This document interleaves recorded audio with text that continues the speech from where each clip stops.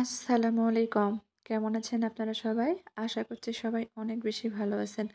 সবাইকে আবারও একবার আমন্ত্রণ করছি সাদামাটা রান্নাঘর অ্যান্ড ব্লগসের আরেকটি নতুন ভিডিও দেখার জন্য। আজকে আমি আপনাদের মাঝে হাজির হয়েছি আটা দিয়ে তৈরি মজাদার নাস্তা রেসিপি।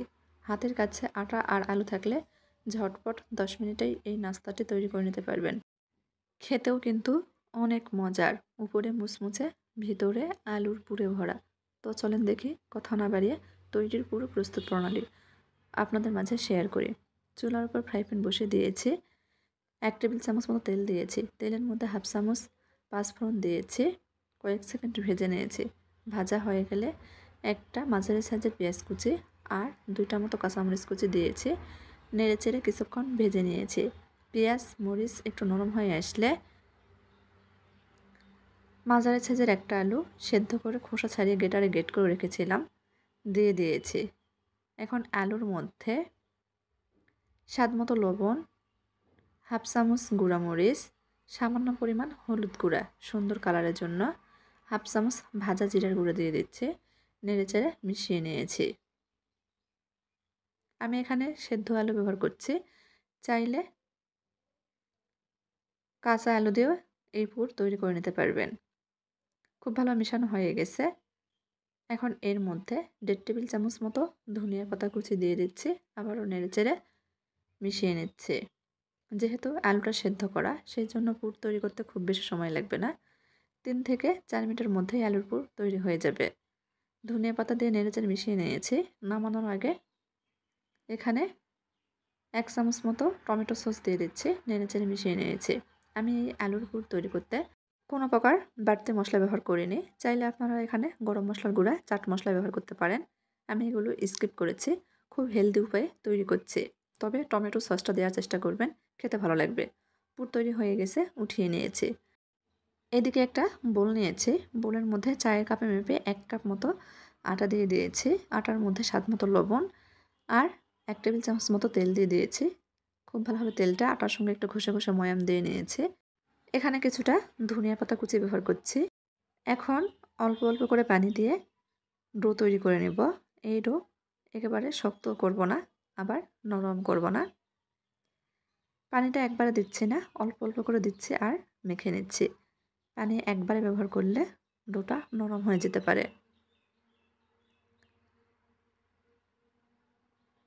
এখন কিছুক্ষণ সময় নিয়ে ডোটা খুব ভালোভাবে মুথে নিব।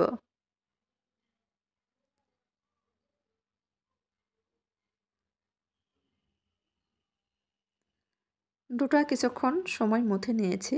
এখন ডোটা আমি 2টা ভাগে ভাগ করে নেব। ঢেকে 5 মিনিটের জন্য রেস্টে রেখে দিব। 5 মিনিট পর পিঁড়ি নিয়েছি। পিঁড়ির উপর সামান্য পরিমাণ আটা ছড়িয়ে দিব। একটা ভাগ নিয়ে নিয়েছি। একটু মোটা করেই বেলে নেব। আমি মোটা করে রুটি বেলে নিচ্ছি। রুটিটা গোল শেপে তৈরি করছি না, লম্বা শেপে তৈরি করে নিয়েছি। দেখেন কতটা মোটা রেখেছি। এখন রুটির চারপাশে এভাবে সমান করে কেটে নিচ্ছি। একটা রুটি দিয়ে 2টা নাস্তা তৈরি করা যাবে। চারপাশে কেটে নিয়েছি, মাঝখানেও ছুরি দিয়ে কেটে নিব।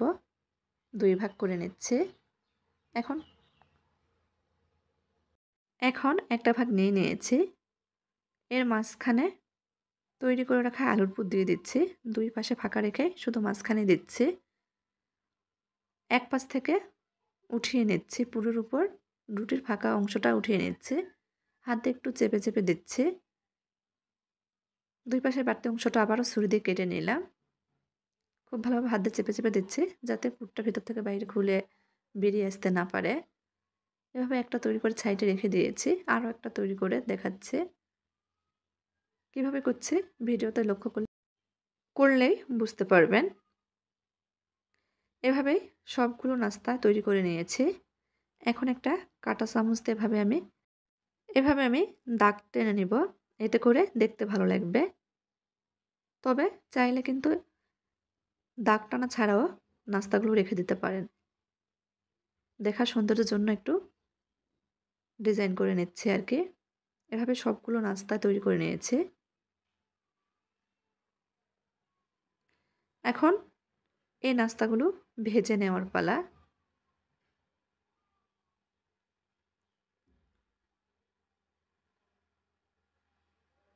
এদিকে চুলার উপর ফ্রাই প্যান বসে দিয়েছি। হাই হিটে ফ্রাই প্যান গরম করে নিয়েছি। এখানে 2 থেকে 3 টেবিল চামচ মতো তেল দিচ্ছি। তেলটা গরম হয়ে গেলে তৈরি করে রাখা নাস্তাগুলো দিয়ে দিব। আমি আজকের এই নাস্তাগুলো সামান্য পরিমাণ তেলে ভেজে নিচ্ছি। হেলদি উপায়ে ভেজে নিচ্ছি আর কি। চাইলে ডুবো তেলেও ভেজে নিতে পারেন। আমি সবসময় চেষ্টা করি কম তেলেই ভেজে নিতে, হেলদি উপায়ে নাস্তা তৈরি করতে। এক পাশে হালকা কালার চলে আসলে উল্টিয়ে দেব। এভাবে 2 থেকে 3 বার উল্টিয়ে পাল্টিয়ে ভেজে নেব।